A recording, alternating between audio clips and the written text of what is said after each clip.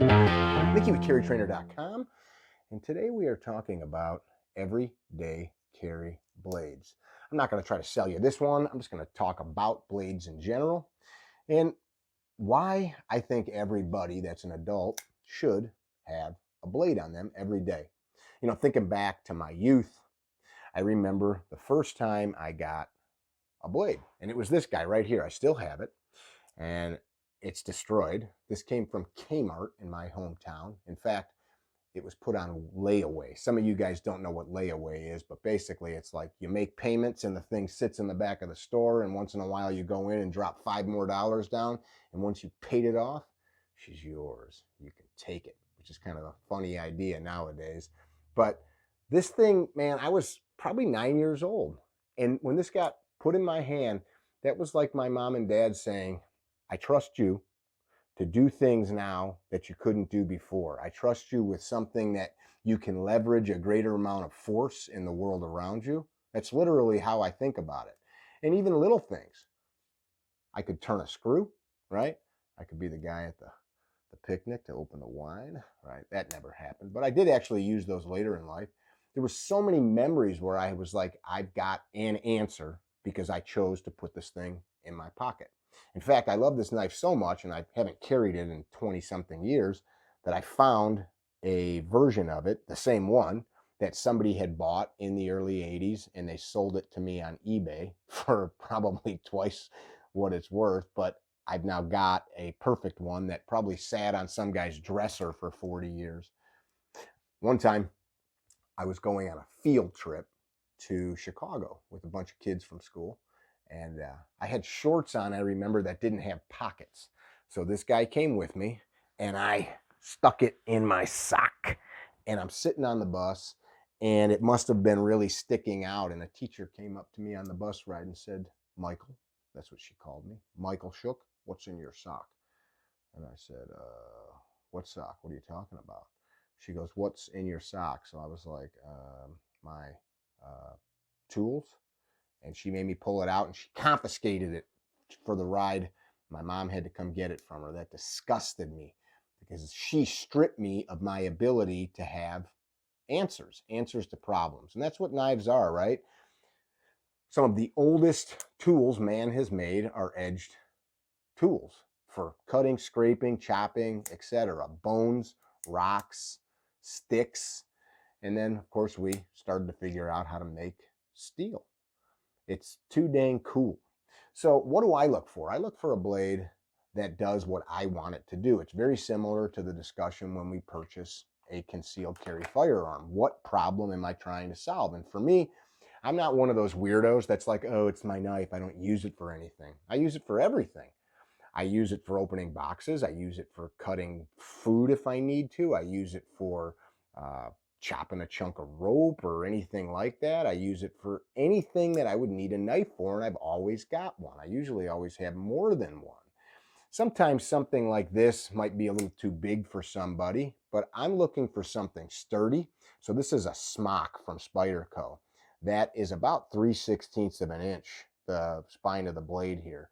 And that's, you know, pretty sturdy. And I purchased that because I can kind of chop on stuff with this. It can handle quite a bit of lateral force without breaking.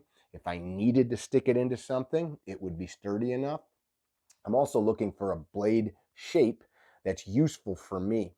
I have another blade here from the same company, and this is a Warncliffe style blade, which that looks familiar to you. It should. It's the same shape as a utility knife, which is that shape for a reason. You can put a lot of cutting force with that shape. So it's a super cool blade, but for me, it's not super useful for everyday stuff. In fact, it's downright scary when you think about what you could do with that. But if you think about it, there are reasons for it. Now, there are plenty of guys out there that will tell you that an everyday carry knife ought to be shaped just like this, this, or that. Maybe. Depends on what you want to do with it. I've got my friend Al Salviti created this. It's called the Regiment blade. Once upon a time, he called it the Colonel blade. Any legitimate one is going to be from Regiment blade. These are great tools. And in fact, it's so cool, they made a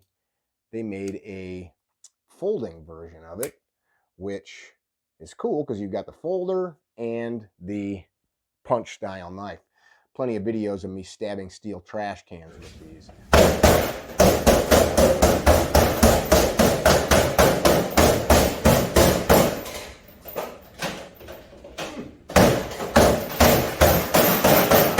Something like this, somebody might say, well, that's not really for general purpose stuff. Well, I don't know. I've got a friend that's used one. My friend Joel dressed a deer with one of these, and it's got a lot of cutting force and a lot of ability to use the knife in a way that keeps your wrist aligned, which is really kind of cool.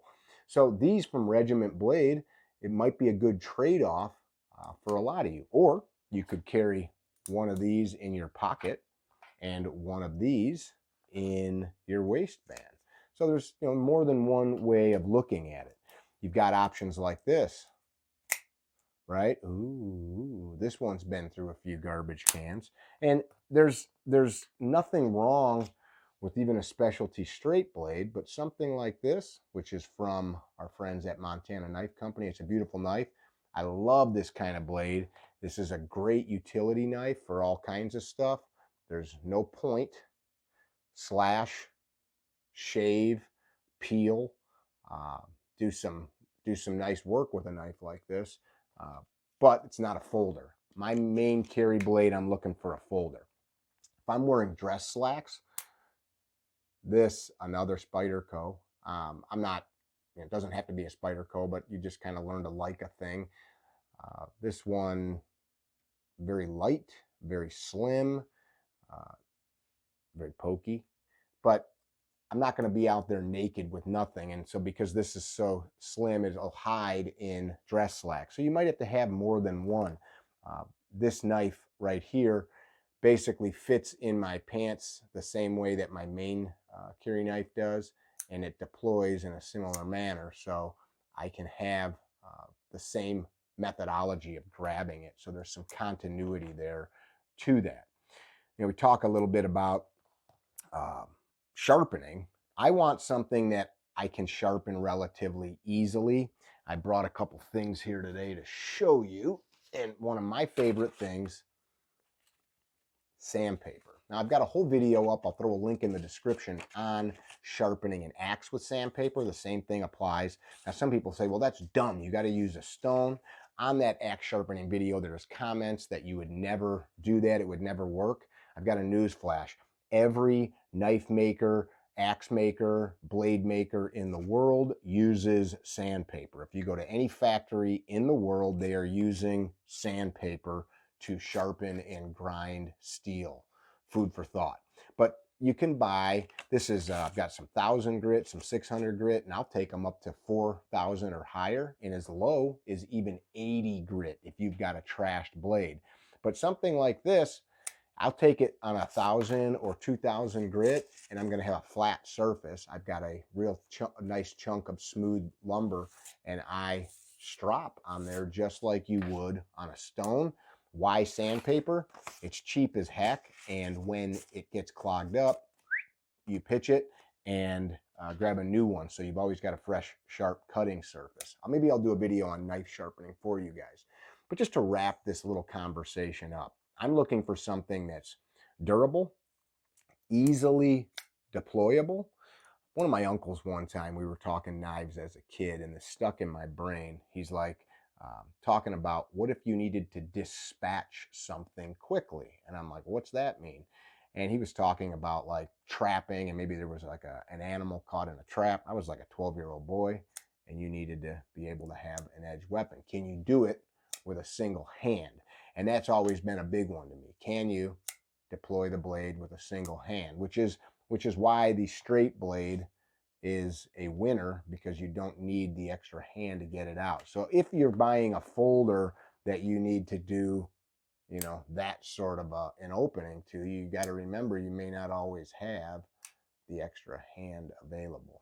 What kind of knives do you carry? What do you want that blade to do for you? For me, it's a general purpose tool that I can affect some change in the world around me, be it opening a letter, peeling some fruit, maybe using it as a last ditch tool, or maybe skinning some game, or in the case of this guy, being the stud at the picnic to being able to open up that bottle of Pinot, huh? In the end, all of these things are only as good as the man or woman holding it. Take good care of it, not like I did to this little guy. I feel bad, but I learned a lot with it. I like to use our lube for lubing stuff like these hinge points. I've got some right here, and I'm actually, as I was opening this in the video, I realized it's got some little bit of stickiness to it.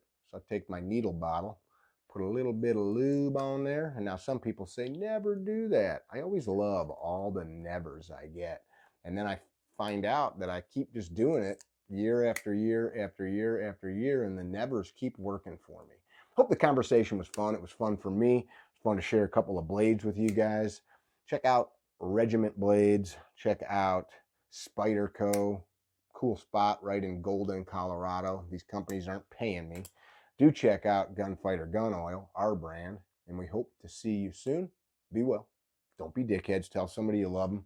And a shameless plug for our coffee. Ignis Lux Coffee, Latin for firelight. It denotes the fire that burns in us all. It's up to you to fan that thing brightly. Pour yourself into love. This is one of the shirts that we've got on that website. Bennett roasts the stuff every day. I hope to see you guys out at class. Hope to see you out there getting it done. CarryTrainer.com. Bye now.